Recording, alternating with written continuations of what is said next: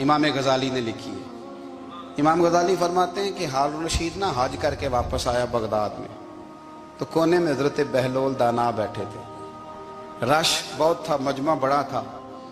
حضرت بہلول دانا بھی سڑک کے کنارے بیٹھے تھے، تو سپاہی کہنے لگے یہاں سے اٹھ جاؤ، فرمانے لگے ہارون رشید کی زمین نہیں، زمین میرے رب کی ہے، میں کیوں اٹھوں؟ وہ قریب سے گزرا تو سلام لی،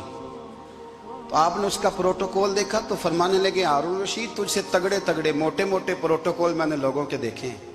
اور یہ جو تیرے دائیں بائیں آج تیرے نعرے لگا رہے ہیں یہ پہلے ان لوگوں کے نعرے لگایا کرتے تھے، اور تھوڑا وقت گزرنے دے، جو تیرے بعد آئے گا نا یہ سارے پھر ان کے نعرے بھی لگائیں گے۔ تو جھوٹ کی دنیا میں زندہ ہے، ان سے تو نے امیدیں وابستہ کی ہیں، یہ کل اس کے نعرے لگائیں گے۔ اس کے دل پہ بڑا اثر ہوا، گھوڑے سے اتر آیا، آگے کہنے لگا حضور آپ نے مجھے بڑی اچھی نصیحت کی ہے، میرا دل بڑا ٹھنڈا ہوا ہے، میں نے سنا ہے آپ مقروض ہیں، کچھ لوگوں کا قرض، تو مجھے کوئی حکم ہی کر دیں۔ آپ ہنسنے لگے، فرمانے لگے یار تو بڑا ہی بیوقوف ہے،